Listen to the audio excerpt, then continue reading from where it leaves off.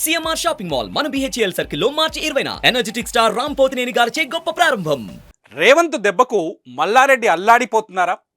వరుస దాడులతో ఉక్కిరి బిక్కిరవుతున్నారా? ఇక నా వల్ల కాదు అని చేతులెత్తేశారా? అంటే అవుననే సమాధానం వినిపిస్తోంది. రణమా శరణమా అంటే శరణమే అంటున్నారు మల్లారెడ్డి. బీఆర్ఎస్లో ఓ వెలుగు వెలిగిన మల్లన్న పరిస్థితి ఇప్పుడు బుట్ట కింద కోడిలాగా తయారైంది.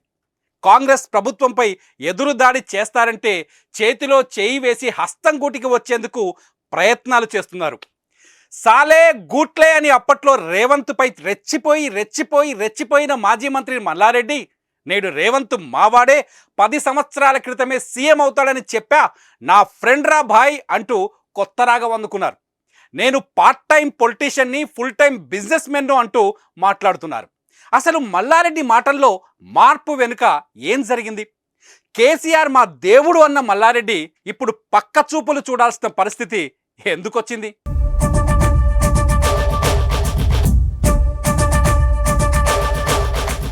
బీఆర్ఎస్ హయాంలో మల్లారెడ్డి ఓ వెలుగు వెలిగారు.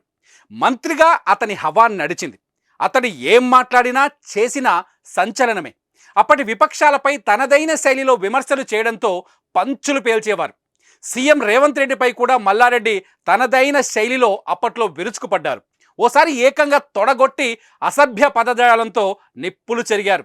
ఆ రోజు నుంచి మల్లారెడ్డి వర్సెస్ రేవంత్ రెడ్డి అన్నట్లుగా సీన్ మారింది. ఒకవేళ కాంగ్రెస్ గెలిస్తే మల్లారెడ్డి పరిస్థితి ఏంటన్నది పొలిటికల్ వర్గాల్లో చర్చ నడిచింది కూడా. అనుకున్నదే జరిగింది. బీఆర్ఎస్ ఓడి కాంగ్రెస్ విజయం సాధించింది. బీఆర్ఎస్ ఓడినా మల్లారెడ్డి విజయం సాధించారు. కానీ కాంగ్రెస్ ఫస్ట్ టార్గెట్ అయ్యారు మల్లారెడ్డి.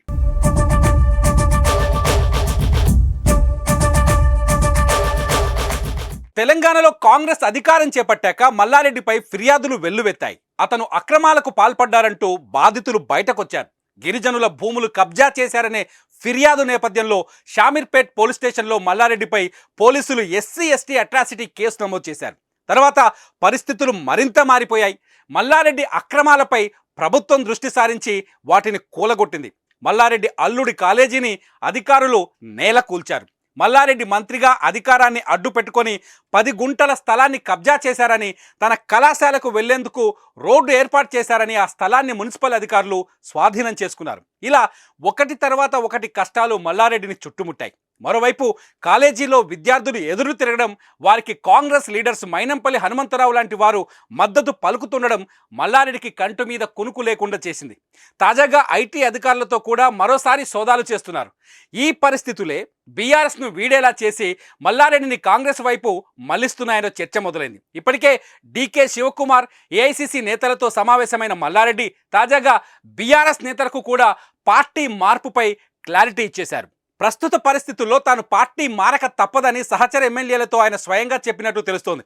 మల్కాజ్గిరి పార్లమెంట్ అభ్యర్థిగా రాగిడి లక్ష్మారెడ్డిని బీఆర్ఎస్ ప్రకటించిన నేపథ్యంలో ఆయనకు ఎన్నికల్లో సహకరించాలన్న అజెండాతో ఆదివారం మల్లారెడ్డి నివాసంలో ఎమ్మెల్యేల సమావేశం జరిగింది. ఈ భేటీలో పలు అంశాలు చర్చకు వచ్చినట్లు, ముఖ్యంగా మల్లారెడ్డి పార్టీ మార్పుపై సుదీర్ఘ చర్చ జరగ్గా, నేను part time politician, full time business men, వ్యాపారపరంగా కొన్ని సమస్యలున్నాయి, వాటి పరిష్కారం కోసం రాజకీయంగా కొన్ని నిర్ణయాలు తీసుకోవాల్సి వస్తుందని మల్లారెడ్డి అన్నట్టు తెలిసింది. తాను పార్టీ మారేందుకు సిద్ధంగా ఉన్నానని, ఏ పార్టీలో చేరుతానన్న దానిపై త్వరలోనే స్పష్టత వస్తుందని ఆయన కుండలు బద్దలు కొట్టినట్టు సమాచారం. దీంతో రేవంత్ రెడ్డికి మల్లారెడ్డి లొంగిపోయారని చెప్పకనే చెప్పినట్లు పార్టీ నేతల్లో గుసగుసలు మొదలయ్యాయి. చూశారుగా, అప్పటికీ ఇప్పటికీ మల్లారెడ్డిలో ఎంత మార్పు వచ్చిందో. మరి ముందు ముందు ఏం జరుగుతుందో చూద్దాం.